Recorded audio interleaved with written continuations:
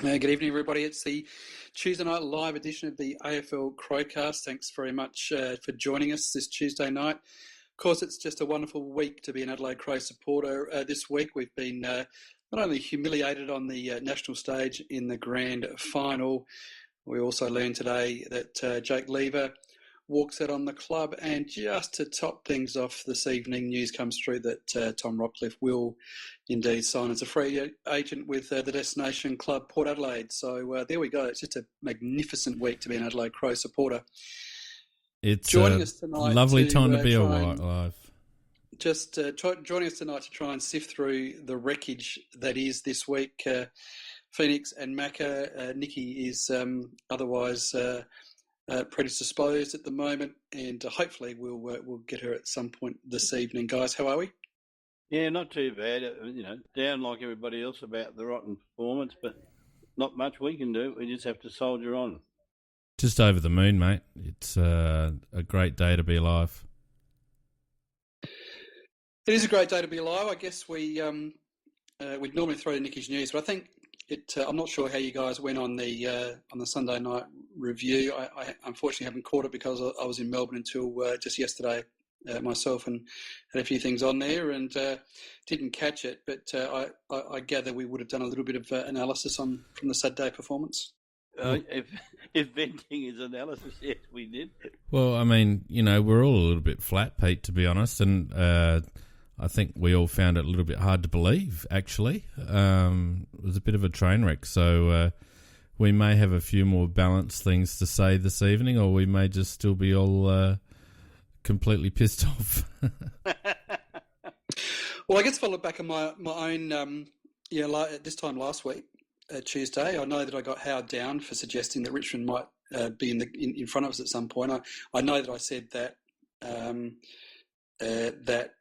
I thought they would get off to the better start where in fact we got off to the better start. But I just knew in my gut somewhere at some point that we would be facing a struggle, and it was always going to be a matter of whether we could overcome that. And I honestly believe that the home ground advantage was downplayed too much, and that was always an advantage. And I happened to pass upon some information over the weekend, and it is from within the four walls, and it comes from an absolutely reliable source that I'm happy to say this is factual. But the information after the game coming through to the assistant coaches is that there were at least a dozen players who reported being really quite shell shocked and spooked, for want of a better term, at the crowd noise and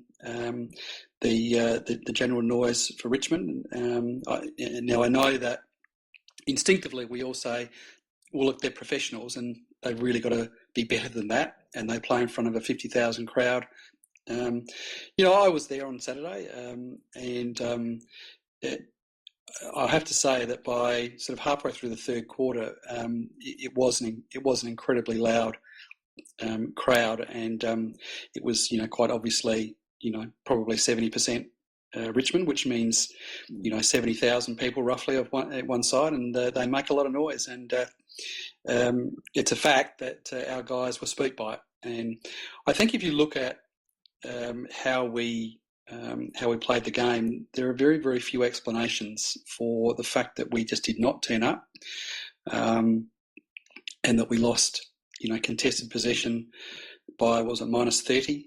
And so there just was something that was off about the side. It was clearly the worst performance for the year.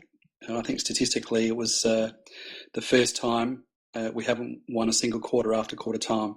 It was the first time this season, one goal in two quarters. Just a very, very unusual sort of circumstance. It was almost eerie afterwards, just sort of sitting there thinking, what the hell just happened? But I throw it out there as some information that I got, and be interested to see what you guys have got to say, and also the people, obviously, that follow us on message. The fact that the guys just really had trouble dealing with the extent of the atmosphere in the crowd. Well, if you want to put that in other words, then Pete, you have to say they choked. I don't think there's any doubt that they choked. I don't think we can shy away from that.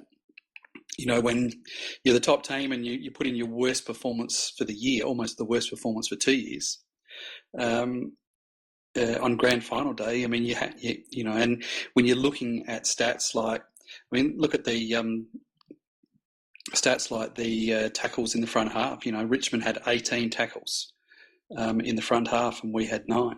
You know, the pressure Richmond brought, we just weren't able to cope with. And you know, when you return a contested possession count of -30, you know, that's just not turning up.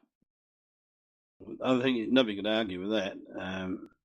Just on that business about the home ground, look, it is an advantage, and because they played they played 13 games there for the year, and it is their home ground, and the advantage of the home crowd. The other interesting thing is that Robbie said tonight that when Richmond got a goal, on the scoreboard they'd have "Go Tigers," etc., etc. But when the Crows got a goal, nothing went up at all, which is you know, that's not playing cricket by any means, I don't think. But that's not the reason we lost. I think that what you're saying is consistent with what we saw, and they just, Richmond were desperate. They worked so much harder than we did, and they executed their game plan. We didn't work anywhere near as hard, and we didn't stick to our normal game plan, or weren't able to execute it, and partly that was due to Richmond. But I think, you know, there was a lot of factors. There was also sort of selection problems with the couple of selections that we made. And on top of that, the playing an injured player was a suspect with injury, and which proved to be injured in Greenwood. He was gone after quarter time, and I don't think our coaching people revelled or excelled either. So there's a lot of factors just apart from that. You probably missed one thing that I noted, Macca, particularly watching it the second time, is a severe lack of on-field leadership. We lost our structure because let's not forget, we were 10 points up, 10 minutes to go in the second quarter, and neither team really had control of the game, but we were certainly well and truly in it up to our eyeballs. And you just sort of sat there waiting for the game to open up, and I personally felt like when the game did open up, that would be to our advantage. But there was no on-field leadership. There was no. All I saw in terms of communication between players was yelling and pointing in a combative fashion. I didn't see much constructive leadership going on. I didn't see any of our leaders really try to impose themselves on the game after half-time. And, you know, I don't doubt what you're saying, Pete, in terms of the players becoming overawed by the noise and all the rest of it. But to be perfectly honest with you, they looked a little bit overawed at the anthem, to be honest. And, you know, irrespective or despite that, they still managed to play almost a half of football and be a couple of goals clear. I felt like we just didn't handle the pressure that Richmond put us under. And when Richmond did put us under that pressure, we became subdued and we stopped taking risks. We stopped running hard to make position. We weren't providing options to the ball carrier. Most of our disposal was reactive rather than proactive. And the usual suspects and those on the outside that are there to provide those link-ups from half-back, they just didn't run. And the telling statistic to back that up is the fact that we normally score most of our goals or our score from turnovers. We certainly forced enough turnovers, 72 turnovers we forced. The previous week against Geelong, we managed to score over 80 points as a result of a number like that. And in the grand final, we didn't. And to me, that's work rate, and that's because of inertia, which is because of nerves, in my view. Yeah, I couldn't agree more, mate. I absolutely agree with the leadership thing, and I just think, you know, at quarter time, Rory Sloane's got one hand on the Norm Smith, and after quarter time they put a 5 or 6 game rookie that goes to him and ends up number 50 odd in the draft, and he ends up smashing Sloaney and kicking 3 goals. Yeah, that was very. How does that actually happen against an elite player of the competition? Well, it shouldn't, and this is my point. When the going got tough, when Richmond ramped it up a notch because they got a sniff because they were in the game, and when our structures and our normal ball movement patterns were breaking down, what needed to happen was our experienced players, the Richard Douglas, Rory Sloane, those types, Daniel Talia, Tex Walker, they needed to just roll their sleeves up and get to work and get their hands dirty. Start a fight, close the game down, and same with the coaching panel. There was no attempt to slow the game down. There was no attempt to play any sort of tempo footy or maintain possession or anything like that. They didn't even chuck numbers behind the ball to any great extent that I could see. There was no attempt to change what was happening when the game started getting away from them. And really, the last 10 minutes of the second quarter should have been a warning bell. And if I was Don Pike, I would have been thinking to myself, all right, we're going to give this 5 or 10 minutes into the third, and if it continues, we've got to clamp this down in order to stay in the game and maybe make a run at it in the last quarter. But the simple fact is we let them run riot. We didn't work. Our leaders didn't stand up. Our coaching staff didn't stand up. And, the damage was done in 30 minutes of football, really. Yeah, the other thing too, everything you said is 100% right. But on top of that, I was just thinking there was one thing that was really, really missing out of our game, and that was that hard edge that we brought in the other 2 finals, and where we sort of crashed into the opposition, pushed them around, and let them know that we're the men. You're the boys. We're the men, and we were the boys this time, and that hard edge was completely missing. Yeah, a minus 30 contested possession count is damning in terms of highlighting exactly what was happening at the coalface.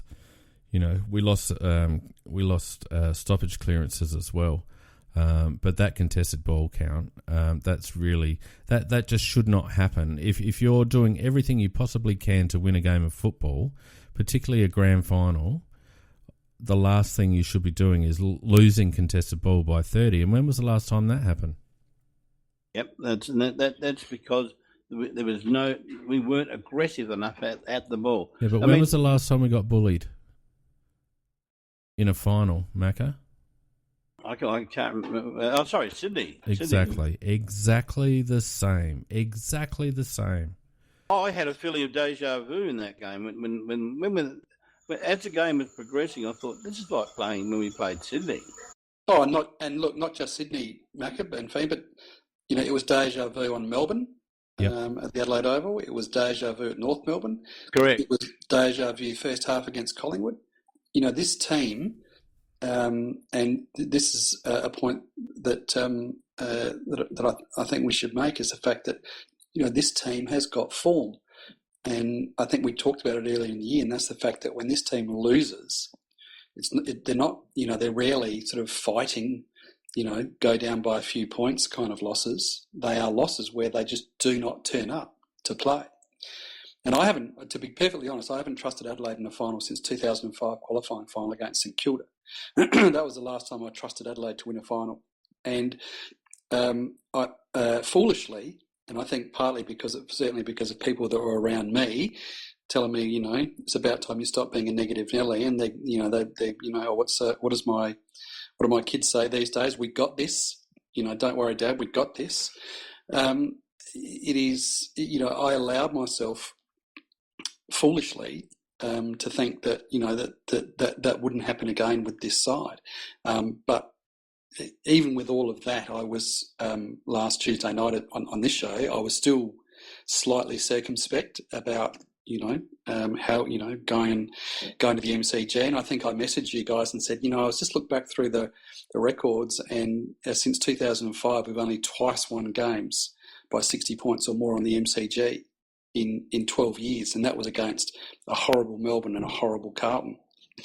And so I just did still have that little nag in the back of my mind that when this side does not show up, it is horrible.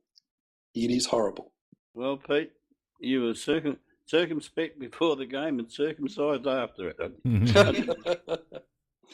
I tell you what, that was horrible. Don't listen to Nicky anymore. Is it? What you have to look at and say, look, was it the fact that the systems break down, blah blah blah? But is it really, or is it personnel? I mean, are we at a point now? And which road do you go? Do you say, look, this group just need to tweak a few things, like last year? They came out after the Sydney game and said, look, we just need to tweak. We need to work on contested possession. That's what we're going to go away. And we've identified that out of the Sydney game. We're going to go away in the summer. We're going to work on that. That's going to be a mantra this year because that's what happens. So that's where the improvement comes from. So you go through all of that. You go through a season, and with the whole focus on contested possession, and then you get to the grand final, and exactly the same thing happens. Exactly the same thing happens. Let's remember what happened after the Sydney qualifying final disaster last year. Our list management committee president or chairman or whatever the heck he is, the first thing that came out of his mouth was we have to boost our midfield. Now, we all know how that panned out, but the simple fact is that the first thing that the list management chairman identified, which was plain for all of us to see, is a lack of hard edge in the midfield. Now, the club then went down the organic growth path, and for all intents and purposes, let's be honest, particularly towards the end of the season, that looked to have borne fruit. Brad Crouch was running on top of the ground and becoming more of a factor in games. Matt Crouch had taken his game to another level. We were getting good service out of Richard Douglas. We'd made a little discovery with Hugh Greenwood. Even second stringers like David McKay were playing with a harder edge than we were used to seeing. And I think that's where we were all lulled into a false sense of security, because these blokes that were probably questionable after last season seemed to have taken their game to another level. The club had seemed to have addressed the lack of a hard edge. Our contested ball numbers were consistently good, and those second-tier players were certainly carrying their weight. So in answer to your question, Pete, I think it is personnel, because the system itself seemed to be effective, but it relies on, our team still relies on an even performance from everybody, because we don't have huge stars, we don't have top 10 picks, etc., etc., etc. So the system is good in that it makes the most of a team effort. But when you've got players like Richard Douglas and Rory Atkins and Tommy Lynch and those blokes that just disappear under pressure, Jenkins, and Douglas, you could list them all. Yeah, but the simple fact is that when they disappear, we don't have the ability, as I mentioned earlier, to just roll up the sleeves and win a different way. I think someone on the Big Footy boards used that term today, and I totally agree with it. We needed to be able to win another way. And the only way in a grand final that you win when shit's not working for you is to get down and get your bloody hands dirty. Yeah, hard work. So it is personnel. It's personnel. Because we don't have those sort of people. We don't. A bloke like Richard Douglas has played, a couple of hundred games for the club. He's an experienced player. He's a best and fairest winner. He should have been cracking in. He was having a dog of a day. He was fumbling everything. He was falling over under pressure. He was making poor decisions. He was slow with ball in hand and getting caught. So what do? Fine, I'm just going to try and change things up by cracking in. But no, they just went into their shells. There was no one there to crack in and try and change momentum. And the worst bad thing about that is that Douglas was by far not our worst. There was so many worse than him. Atkins, honestly, I thought he was going to faint on a few occasions. He just would not go in hard for the ball at all. And Jenkins, he was just, well, it was just like a statue just moved around occasionally. He did so little. There were just players like that, and McKay reverted back to type. Although, in fairness to him, he went in hard, but they just brushed him aside. So there is personal problems there. And if you go through the Melbourne side, which is a lesser side, but it's a pretty tough physical unit, and I can't. Is it really though, Macca? I mean, would you have looked at the Richmond side on paper and go, "God, that's a tough, hard team"? I'm talking about no. I'm not talking about bully boys. I'm just talking about people going in hard for the ball. But I wouldn't have even. I mean, they've got a couple of players that crack in, Cochin and whatnot, but they've also got a few softies.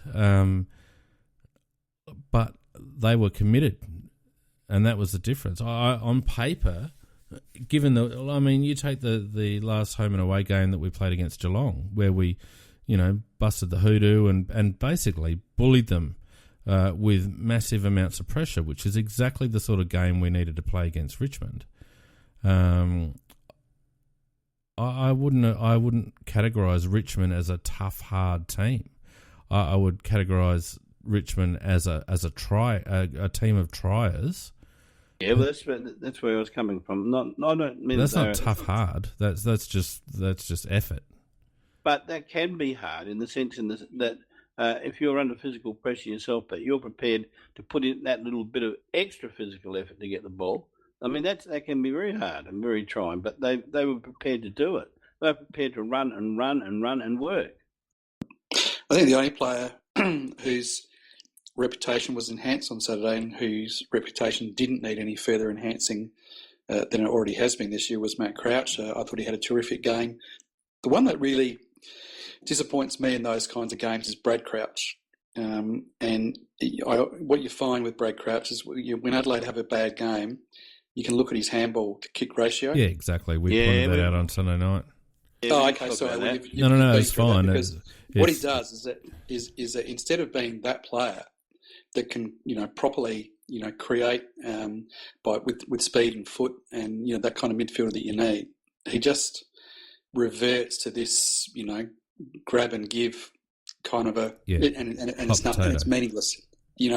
His game against Sydney last year was meaningless. And his game, he had 29 possessions, I think it was, 9 kicks and 20 handballs. Exactly. It was just another meaningless game from Brad Crouch. And so he for me, as a midfielder, really, really poor game.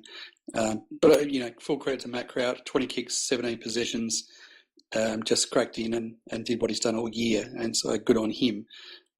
He seems to be the midfielder that we're building around. And Rory Sloane was bitterly disappointing after quarter time, given the quality of the opposition that was on him. That's just inexplicable. You could run through a lot of them, and the guys that were there, last year, and there's just this disappearing act that we get. And I think it comes back down to the fact, in those sort of games, in those desperate games, we still lack class in the midfield. We lack class. I mean, even Matt Crouch, as great a player as he's become, you wouldn't call him a classy player. He's a workhorse. He'll rack up numbers. He's certainly distributing the ball better as he gets more experienced. But we don't have a Rolls Royce in the midfield anymore, and even Sloaney is really just a workhorse. He gut runs and he crashes in and all the rest of it. But I think, even Rory has shown on the weekend that he's susceptible to pressure. A classy first round midfielder does not go to water like that. And we don't have any, and that was the knock at the end of last season, and nothing much changed. And the other thing is that, and I don't want to bang on about him because everyone knows how I feel about him, but we needed a forward to crash a pack and take a mark and just turn the tide and get involved. And at the moment, we don't have one. Josh Jenkins is not one, and I'm becoming increasingly sceptical about the captain's ability to influence games. And I don't care what the people say about turf toe and all the rest of it. I don't care. You put yourself on the park, you're 100% fit to go, and Tex not once tried to impose himself on that game. When he had opportunities to kick goals, he didn't only just miss them, he absolutely shanked them. He kicked them the previous week, so he didn't stub his toe between then and now. It was nerves. One stat that I'd really like to know is that of that minus 30 in contested possessions, I'd really like to know how many lost in our forward 50, because we just seem to be able to not create any kind of field position, no kind of time in forward 50. We could not hold the ball in for any period of time whatsoever. Incredibly, when you think that they had 18 tackles in their forward half, in their forward 50, and we had 9. So that was exactly half of the amount of tackles. And I think that is a damning statistic. And the other damning statistic was, we had, I think it was our forward 50 efficiency when we did go, it was something like 37%. It was just horrendous. Yeah. And you're playing in an AFL grand final, and you're not going to get gilt-edged delivery all the time. We all know that in a grand final, you need big players in there to be able to bring the ball to ground, get field position, and just try and get something to work. I thought we desperately missed Mitch McGovern.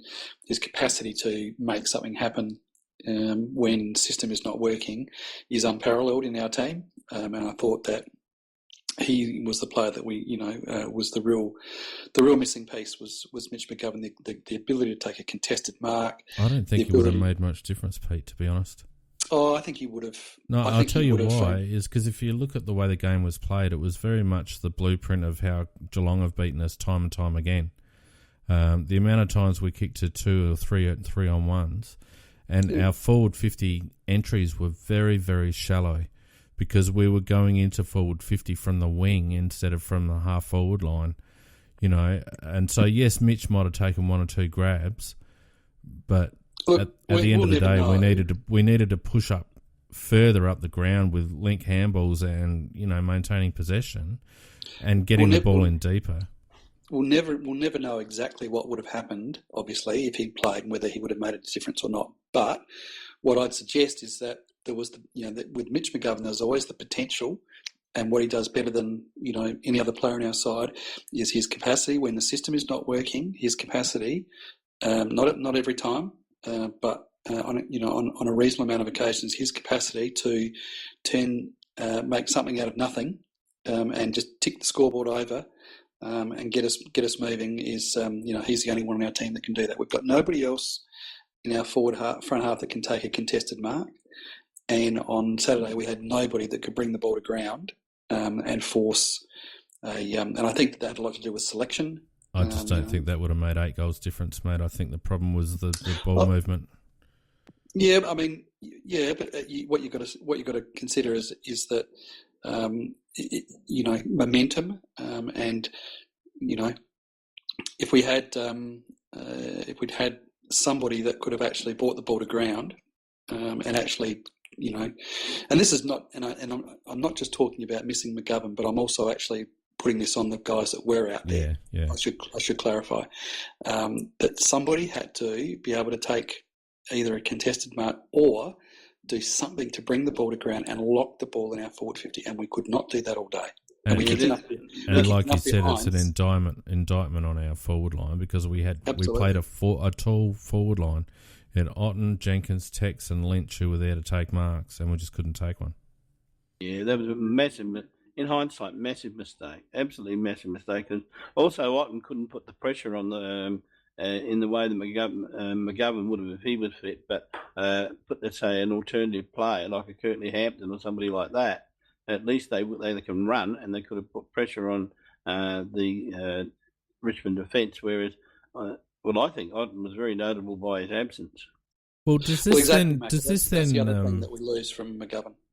does this then beg the question? And hindsight's obviously an easy thing, but early in the season when Mitch went down, we had the opportunity at that point to blood someone else up forward, and yet we chose to play Andy. Now, Andy had a couple of really good games under certain conditions, but really, do we think it was an opportunity to get games into Menzel or someone of that ilk so that in this circumstance we had a bit more flexibility come finals time? Because when you really think about it, the options, if you don't pick Otten up forward, our options were all untried, really. We could have picked Wayne Miller, who I don't think would have made any difference.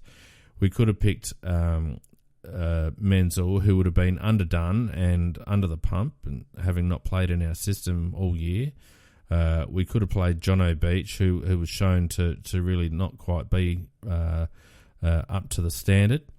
So we didn't actually leave ourselves with many options once McGovern went down, and I think maybe it's reflective of a bit of a selection missed opportunity earlier in the season to try and cover Mitch with someone other than Andy Otten. Yeah, I think it's a really good point. And look, I'm no fan of Troy Menzel, but in fairness to him, he had this goes a bit further than what you were saying in terms of earlier in the season. But if we look at later in the season, where McGovern goes down again against GWS, I mean, Menzel's had an excellent finish to the year. He's kicked 11 goals in the last, 4 games of SNFL. He's been clearly our best forward. He's applied forward pressure. He's kicked goals. He's done all sorts in that last 4 games, to be fair to him. Yeah. If you go and Google his name in the Inside Football player ratings and you look at his last 4 games, you'd think, Jesus, how didn't he get a game? Why wouldn't they have taken a chance with him against Geelong? And as that game turned out, he could have got at least a game under his belt. And it really would have cost us nothing because Otten was ineffectual in that game as well. Yeah. And so I've got no love for Troy Menzel, but in fairness to the player, he'd done everything he could to put himself in the best position to be selected for that game against Geelong. But we have this a very, very conservative view on selection. Well, no, it's done us in 2 years in a row now. Last year it forced us to play injured players. And this year, as it turns out, it looks like we played a couple of injured players as well. We had Huey Greenwood carrying a calf and a bit of a wrist injury or a hand injury. We're talking about a rookie player. Why are we carrying a rookie player? As good as he's been, he hasn't been magnificent. And we had a perfectly fit bloke in Curtly Hampton that could have played a similar role in the twos. Tex Bowl reports has been carrying turf toe all season. Well, I know that that's something that's not easily shaken, but he needed to have an extended rest. If we wanted him right for the finals, we needed to rest him. We had a couple of Daniel Talia's carried groins all year. Yet again, and I know every team carries niggles, but why we don't trust our second string players to come up and do a job and to give them games when needs be is beyond me. It's just beyond me. We had players in the twos. We could have easily given Tales a chop out for a month. We had, Keith and Hardigan there that could have played those roles. Hampton in the latter half of the season. We have blokes in the twos. Tom Duday is another one that could have come in and played a role. And yet we don't play them. And then we get to a final and we're sort of stuck with playing blokes that are carrying stuff, and it shows. Yeah, Greenwood was a massive mistake because he pinged that calf just after quarter time. He had a very good first quarter and he limped off in the second quarter. And you can see that the calf was gone. So he was he came on and made some efforts later. But why play him, Macca? You end up down a rotation against a really, really fit side. Well, I'm agreeing with you. I'm just saying that was a massive error. I know you are. I'm just saying it is just incomprehensible. And It's silly. And he was under doubt all week. I mean, he got managed last. He got managed against Geelong. He only played 59% time on ground against Geelong. 6 possessions. Yeah, he'd been managed for the whole final series. But I think the key in that was he had 59%, but it still only got 6 possessions, and that carp was no good. And he obviously gave it everything he did in the first quarter, and it went. I think he had quite a few possessions, but the one quarter's no good. We played the game over 4. Well, it's a sad indictment on our midfield that we feel inclined to try and get through with a 25-year-old Category B rookie who's played half a dozen games in a cutthroat final. Like, surely to God, we've got more depth than that. I still don't know what the club's got against Tommy Rockcliffe, because we could have got Rockcliffe last year. We could have got.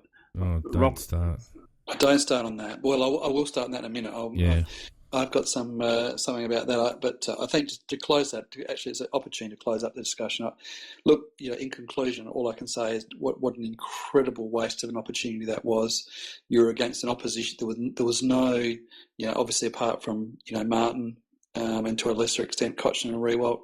This is a team this was not a star-studded outfit. This was not a side that is going to go down as one of the great premiership sides of all time. No. This was an incredibly wasted opportunity by the Adelaide Football Club, and that they could not, after everything that they've been through, that they could not turn up on grand final day. It is a horror story. And I'm sure that the only people burning more than us are the players themselves. Yeah, well, they didn't. It is factual. That what you've been told is obvious to the naked eye. We didn't turn up. Can I just say too, and this is no disrespect to anybody, and not diminishing what the club has gone through over the last few years, but two-part question. First of all, do we think the weight of that had an impact on the players' mentality? And B, do we think it's now time just to let that go? Right? Can we just get back to playing? We're Adelaide Football Club. We're not the Adelaide Football Club that has suffered so much adversity and blah, blah, blah, blah, blah. We're just the Adelaide Football Club, because to me, it's been done to death, almost to the point of being cringeworthy now. And it's a big weight for the players to carry, in my opinion. I do think personally that it weighed heavily upon them. In terms of a responsibility to honour that legacy and, blah, blah, blah, blah, blah. And I really would hope that as a club over the off-season and into the pre-season, we say, right, that's done now, and now we're just back to the business of playing football and winning finals. Do you guys agree with that? Yeah, I think that's a very astute comment, actually. It was really done to death, and the players were even repeating it themselves like a mantra all the time. So, yeah, I think you raised an excellent point. It's about time we forgot all that stuff and just worried about the future and how we're going to win those games rather than what happened in the past, and we're going to overcome it. I think, look, to be honest, Finn, I think it's personnel-based. I think all that sort of stuff sits on the periphery. The reality is that this playing group is fundamentally flawed, and it's flawed in a way that gets them to effectively not turn up for particular games, and I don't know why that is. I don't know why it happens. I don't know how it happens, but it's happened too many times for it not to be a pattern. It is not a one-off. It is not a, you don't just see it once a year where, gee, that's a weird thing that they just didn't turn up to play. This happens on a semi-regular basis. You go back to the West Coast game in the last round of last year. We focus on that Sydney final. We forget about that West Coast game that put us in that position. Horrible, horrible performance. Yep.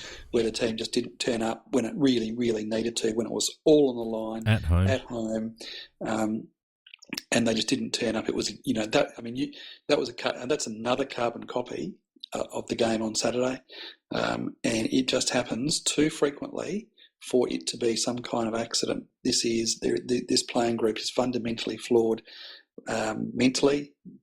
It just you cannot, with your hand on your heart, you can know that this team is going to turn up Saturday in, Saturday out. correct. Yep. Right, moving on. Jake Lever. No surprise to anybody, of course. This was the worst kept secret in town. That he was going to Melbourne, putting aside all of the emotion that surrounded it and the way that he did it and all the rest of it. And I don't want this to descend into one of our long-running disputes, Veen, about players leaving the club. How do you think that'll turn out? What do you think we can get for him? How do you think we'll play it? Well, the club's come out today, playing hardball a little bit. And I didn't mind the rhetoric coming out of the club. I felt like, we got on the front foot and stymied his exclusive a little bit and, tried to maintain some possession of the high ground to a degree. And all that's great from a perception point of view. But the bottom line is, as we all know, we don't have a huge amount of leverage. And all this talk about, pre-season draft and North Melbourne and blah, blah, blah. At the end of the day, that's going to count for very little, in my opinion. And whilst I'm sure that the club will do their best, I would be highly surprised if we get 2 first-rounders. I think we'll end up with a first and a player or a first and a second. Well, interesting enough, they already have offered their first and their second. So I'd say that you're right. That's the minimum we're going to get. I don't think we'll get the 2 first-rounders that we're pushing for, and I think it's a little bit of an ambit claim by the Crows on the basis of how Carlton managed us, except Carlton, it was for real, not an ambit claim. But I think... Well, they had a contracted player, Macca, we don't. And that's exactly where I was going to. We don't have that same leverage that they had. So I would think what they're offering at the moment is just under fair. So if they can get a slightly lower pick, or whether they throw in a player, but I don't know what a player they would throw in. The only thing I can see with this, where it could become a bit of a poker game, is if you do have, when it's been rumoured that Collingwood are interested, the Western Bulldogs have shown interest, and I suspect that North Melbourne will come at some point with the war chest that they've got, because they'll feel like they need to come away from this period with someone. The thing that where it may get interesting is we saw the last time it happened that a player went through from our club that went through the draft, obviously, was Tippett, and he slipped through to Sydney late because he obviously used the rules in relation to putting a price on his head, and nobody was prepared to match that. Now, if there is some offers floating around that are in the Melbourne ballpark, well, then there may well be some leverage there to say, look, if you're the ones that want this player. If you want to do a deal, then you need to do it. Otherwise, we will let him go to the pre-season draft. We would have to know, of course, that there are clubs there that would take him and that would match that salary. But Melbourne would also know that means us getting nothing in return. And you're right. It is basically a game of chicken. It is. It's a game of chicken, and that's because at the end of the day, what you really want is for 2 clubs to go at it on the trade table. You want Collingwood to get involved heavily and put a counter offer to Jake's management, which is appealing. Particularly if Collingwood can say, well, look, we've got a deal done with Adelaide. This gets it done, and here's your money, and here's your contract term. Then it gets interesting, and hopefully the club actually approach Collingwood and the Bulldogs and St Kilda and Melbourne. And North Melbourne. Not for no other reason than to try and get them involved in the negotiation, because whilst it's just Melbourne, we've got nothing. We need other players involved, and not just for the threat of the PSD, but actually to get them involved at the trade table. Yeah. Well, the problem we do have though is that Lever I heard Levers talking tonight, and he was saying that, if we hold the threat of the PSD, if he can't go to Melbourne, and he was very specific about being Melbourne, he said he would go into the draft. Well, and this is the thing, right, Macca? He can say that, and his managers obviously told him to say that. Correct. But at the end of the day, if he goes into the negotiation saying, I want to go back to Melbourne, I want to go back to the state of Victoria, and it's about family and friends, and Melbourne have made me a really good offer and I really like the club, and then Collingwood come along and say, well, we've got 900,000 for you over 4 years as well. We can give you that. Plus, we're better resourced to actually give Adelaide what they need to get the deal done. If Lever then turns around and says, no, it's Melbourne or nothing, I know it doesn't count for anything, but it does put Lever in a very bad light. And I think ego is a bit of a thing with the Lever family, and I don't know whether that would necessarily sit, because they continue to try and take the high ground. Adelaide lowballed us with an insulting offer. That's what made us look back to Melbourne, and blah blah blah blah blah. They're continually trying to take the high ground, which is why I thought what Burton said today was quite good, to try and recapture some of that. If we get another club that has genuine money to spend on Jake, that can meet his demands financially, and who also have enough resources and trade currency to do a deal with us, and Jake turns around and says, well, no, it has to be Melbourne, the first question you've got to ask is, well, why does it have to be Melbourne? That's what the media will be asking. They'll be asking him, why does it have to be Melbourne? He'd already said that. He said, yeah, no, I know. But what I'm saying is, if we're struggling to get a deal done with Melbourne and Collingwood come along and we can get a deal done with Collingwood for the right money for him, then the question needs to be asked, why does it have to be Melbourne? Because Jake's motivation for going back to Victoria is not to go and play with the Melbourne Football Club, according to his own words. Do you understand what I mean? I understand what you mean. I'm not sure that'll hold too much. I mean, it'll hold a little bit, but I think that what will probably hold more sway is us saying, well, look, that's fine, but we're going to deal with Collingwood. We're not dealing with Melbourne, and you shut Melbourne out, and then the time and the clock ticks. Yeah, and you get closer and closer, and you can sort of say, well, if you are happy to go into the draft, well then, good, because Collingwood will get you, and we'll miss out, but you're not getting to Melbourne. And Melbourne, they're the ones then that you would think would come to the party.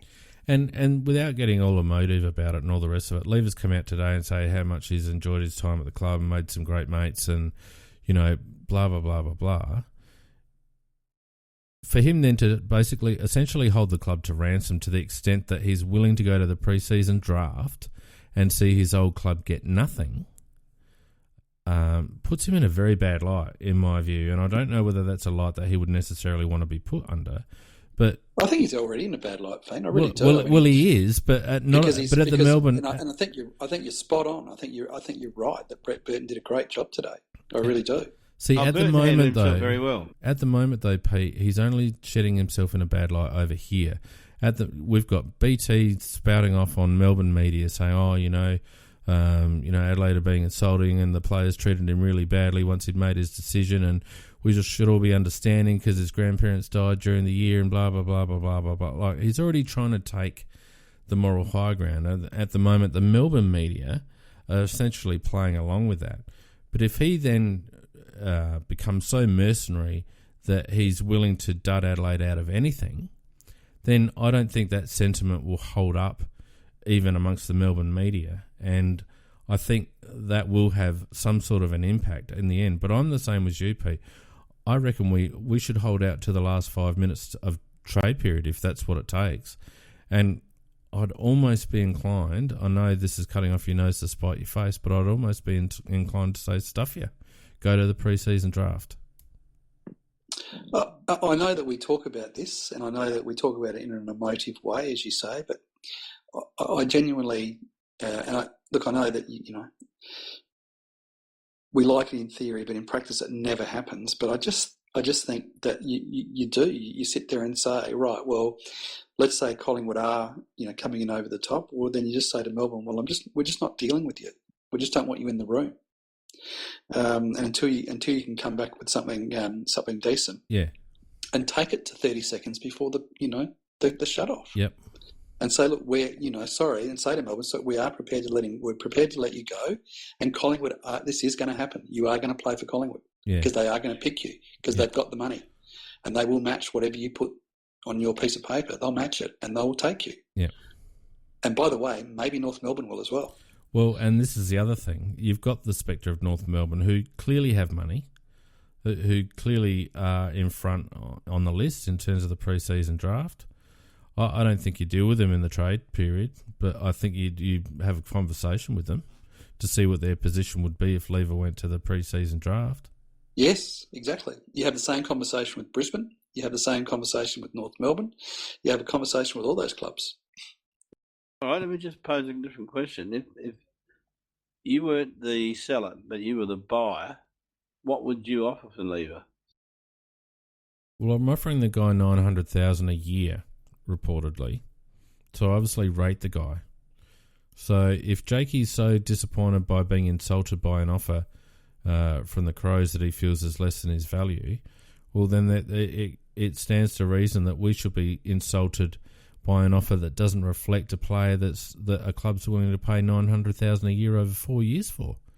So I would like to see our club give up 2 first-round draft picks for a guy that plays third man in defence. No, but we're not. That's why we're trading him, because we're not paying $900,000. We don't rate him that highly, Macca. But Melbourne do, and if Melbourne rate him that highly, they should be prepared to pay the price. And they've already torn at their own fabric by getting Jack Watts to go and seek opportunities elsewhere. And you can't tell me that the two aren't related. And poor old Jack Watts is wandering around going, well, actually, I still want to play with Melbourne and I'm under contract and I don't really want to explore my opportunities and I don't know what's going on. No. Poor They're time to get stuffed. That was a bit rough. And so how do Melbourne come out if they're not getting this deal done? And they've told one of their, one of their rusted on players, to get stuffed because we need to make room for Jake. And this is something this is something that Lever has to really consider, because Watts is well liked amongst the players at Melbourne. He's well liked, and Lever's coming in as essentially the highest paid player in that club, and disenfranchising a contracted player by doing so. I tell you what, he'll be walking into that change rooms, on the first week of pre-season. And there's going to be a lot of sets of eyes on him in terms of what he does and how he goes about it and his input and his capacity to live up to his end of the bargain. There's going to be a lot of pressure on that young lad.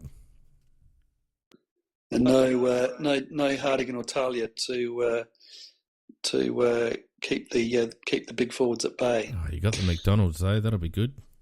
And so who do we... All right, so we'll see how that bubbles along, but we want our two firsts, and it'd be interesting to see. Collingwood have got pick 6, I think, so it'd be pretty hard to get the pick as low as that. It'd be pretty hard to extract another first, I think. But well, the thing is too, Pete, it's not only just you. Like, there's a big gap between pick 6 and pick 10, in my view. Yep. It's not just a first rounder; it's the quality of the first rounder, and Melbourne coming in at pick 10. Even if we ended up taking a first and a second, I don't think pick 10 is the first that you'd take with a second rounder. You'd probably take pick 3 to 5 or 3 to 6 and maybe a high second rounder at a pinch. But you certainly pick 10 is nothing. Or it's not nothing, but if you're looking for the cream, I mean, let's not forget that we basically picked up Jake for pick 10. I mean, the fact that we messed around with our pick with Geelong, notwithstanding, we traded our pick 10 to Geelong, and that's the pick that we would have taken him on at pick 10. So, we've got to get some value for the fact that we've developed him for 3 years, plus we took a chance on him in the first place with his ACL. And Melbourne have to acknowledge that, which they are, because they're willing to pay the kid $900,000. That point I have to agree with, because it is effectively was our pick 10 that we played around with to get him, and we have developed the kid, so he's been and very well, because he's now regarded as the best in the role that he plays. So yeah, I can see why you argue for that. Whether we get it is just going to be the question. And just to make matters worse, of course, Port Adelaide on the verge of signing Tom Rockcliffe, which just to rankle the average Crows supporter even more. Say what you like, but they seem to be able to attract decent quality players to their club. So let's hope that we can do the same. I know that I think I dropped one a few weeks ago that Ben Cunnington was on our site, so I guess he'll be on our list. Bryce Gibbs will be on our list, of course. See whether we can get that done. No idea. I think that, if you're looking at organic growth next year, that we really do. We've got a number of first-round picks that are running around in our reserves at the moment. Gallucci, Miller, even Menzel. He was a first-round pick himself. We've got some, and D-Day. These are kids that have got to be pushing up next year, and we have got to turn over this rusted-on first 22 that we have had for 2 years, who continually let us down. So that's got to happen, and we also need to add, as you say, a harder edge in the midfield. And I think that Cunnington is a good would be a good prospect if they can somehow prize him out of North Melbourne. I know they tried to 2 years ago; it didn't work. They'll have another crack this year. And Gibbs, and I'm not sure who else, whether either of you have heard anyone else on our list. Not at the moment, no. No. Just on Rockcliffe, given that one of the knocks on Rockcliffe from the club was questionable character, perhaps, and then you make a comparison to Jake Lever, and then you have a look at a bloke like Dustin Martin, maybe the measures are wrong. Good point. Good point. I'm in your camp there. I mean, Dusty Martin is the most questionable of questionable from the outside looking in, and he's had a bumpy ride, but have a look what happens to the club that stuck by him. And, Tommy Rockcliffe is a very, very good player. And, yes, he's made some poor choices and at times hasn't carried himself particularly well. But you couldn't fault him this year, Tom Rockcliffe. You really couldn't fault the way he's gone about it. Until he got that injury late, he was pulling his weight well and truly in that midfield in Brisbane. And character is an interesting thing. Just because a bloke is articulate, well spoken, and shows leadership qualities, doesn't mean he's not a wanker. I like it. But yeah, look, he's a very good, like it or hate it. He is a very good pickup for the Power. They've done very, very well to get him, and they seem, every year, they seem to be able to pull a decent recruit, and they're gradually, I think Rockcliffe is a great addition for them, and Dixon, and Ryder both had great years this year and did a lot to push them up into the 8, and we know that they fell over at the end, and we know that they were questionable against quality opposition, but they are building a side down there, and Tom Rockcliffe, given the fact that he's a free agent, will not cost them anything in terms of draft picks. It's a very, very good pickup from the Power. Yeah. And worse than that, we know that our club was not interested in Rockcliffe. No, for the reasons that I mentioned. I don't know. I don't know whether you can be that closed-minded. At times they back their culture, and other times they don't want a bloke in because he doesn't fit the culture, not thinking that maybe if the culture's so good it might actually shape him somewhat. Yeah, that's a very good point. And I also feel like they judged him on a couple of comments that he made a couple of seasons ago in the off-season, and didn't actually look at his body of work. I don't know. I just prefer to judge him by the fact, the 40-odd positions he gets a week. Well, a lot of talk about Sloaney going. The club's come out emphatically saying that they're comfortable with their position with Rory Sloane. No, don't like it. I don't like it. They were comfortable at all. about leaving it too. They were comfortable about Paddy Dangerfield in his in the year before he went to free agency. We know that Rory's wife has picked up a job at Channel 7 Melbourne. Just all of the danger signs, no pun, well, pun intended, all the danger signs are there. Red flags everywhere, in my opinion. This is the world that the players wanted. I would be, if it was me, I'd be looking very, very closely at what offers were around for Rory Sloane this year. Well, I think he needs to sign an extension before the end of trade period. Agreed. I know he won't, because that's not how our club operates. But I've been saying this for a while now, that you get a bloke like Rory Sloane who's got clear currency. If he won't commit before his final year of his contract, then he needs to be put on the trade table. It sounds incredibly ruthless, and I don't know whether clubs in Victoria would necessarily operate in the same fashion. But I think in our position, where we're fighting off, 10 Melbourne clubs on an annual basis, I think we have to take a different approach to our list management, and Rory needs to have a contract put in front of him, a lucrative contract that probably makes him the highest paid player at the club, I would have thought, and he needs to be locked down. If we can lock down Jenkins for 5 years, we need to lock down Rory Sloane for 5 years right now. Yeah, totally agree. The difference that we have compared to the Victorian clubs is that I think it's about 70-something% of the players that play AFL football come from Victoria.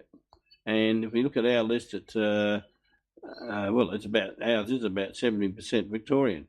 But therefore, there is the go-home factor with a lot of players.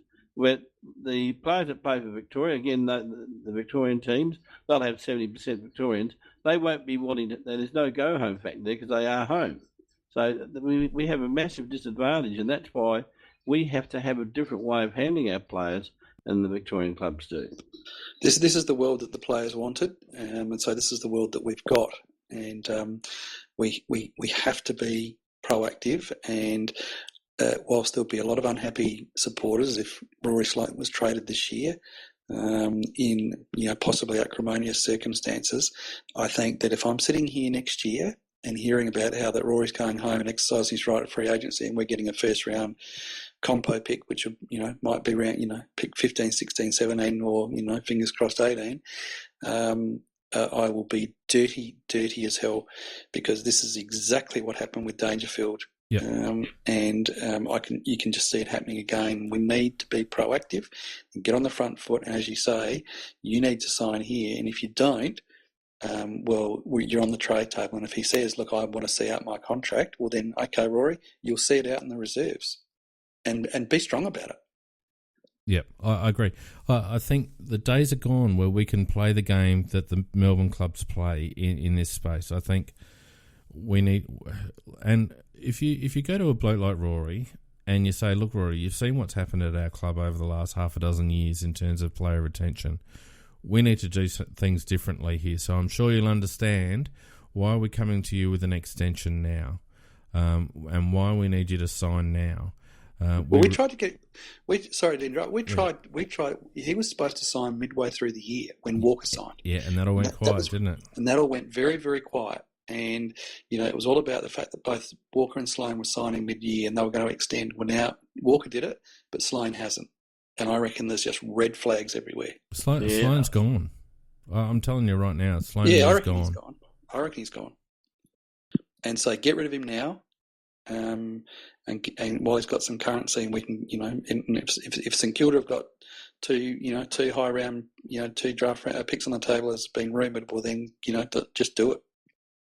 Just talking about gone, Matthew Bode has gone and left the club, and I don't know really why. And on 5AA, they sort of hinted there may have been something a little bit acrimonious there, and also. David Teague is leaving us to go to be an assistant coach at Carlton. So, and the port guy. What's his name? Josh Franco. Josh Franco. Yeah, welcome, Josh Franco. I think it's a good pickup. Yeah, I'm very happy with Franco. Teague has done a mighty job for us over the time he's been with us, but I think he'll be adequately replaced with Franco. And as I say, I don't know what the story is with Bode. What was he doing? Was he in his fitness staff, wasn't he? Just fitness, yeah. All right, look, gents, that takes us to over the hour mark, and that's enough of me hearing my own mournful, annoying voice. Have we got any cockwombles? And if you want to do a really, really, really, really quick cockwomble, my cockwomble was John Ralph. I love the cockwombles. He put out a tweet. He was complaining about the commentary in the NRL Grand Final about the fact that Melbourne, just don't get a fair go in terms of, exposure and things like that. Melbourne Stormers don't get a fair go with the Eastern State, with the New South Wales / Queensland commentary. For that, cockwomble. Heard that. My nomination would be BT, just for saying how open and forthcoming the Adelaide Footy Club were during his stupid roaming Brian segments, and is probably knifing us in the back at the same time, because if you don't think that Brian Taylor's actually had a massive hand in this whole Jake Lever thing, then you're too naive. So BT for mine. All right. I'll always accept one against Brian Taylor. I think he's a wanker. All right, Brian Taylor, beautiful, done and done. Sorry, keep going.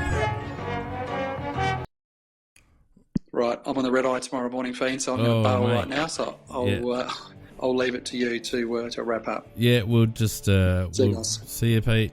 Yeah, see you, Pete. See you, mate. And Macca, I reckon we wind it up there too. Anyway, there's going to be a lot to talk about in the coming weeks, and I think we've probably vented enough in terms of the grand final. But yeah, we've thrashed that one to death. But I reckon there'll be a lot of activity going on in the trade market in the next week or so.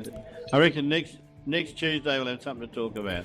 Well, I think it's a big test for the Adelaide Footy Club to see how grown up we are. It's JR's second year in the seat. We've just lost a grand final, so the club needs to regroup. We need to make some hard decisions very quickly. You wouldn't often find a grand finalist faced with a star player leaving, 2 days after the event, but here we are. So it's going to be a big test for the club in terms of how we go about the next couple of weeks. Correct. Now, no more Thursday night podcasts, and obviously no more Sunday night podcasts, but we will be continuing on Tuesday nights all the way through the trade period, all the way up to the draft. So that's all the way to November. And obviously the tone of the cast will change as we're now talking about list management and squad changes and that sort of stuff. So you can continue to follow us on Facebook and Twitter at AFL Crowcast. If you're listening on iTunes, you can give us a rating and a like and a comment. Always helps our standing on iTunes. And we'll leave it there and see you guys next Tuesday night at 8:30.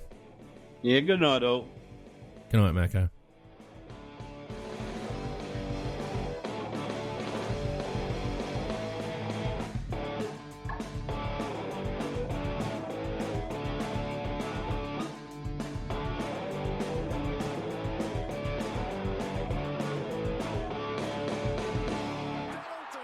That will do.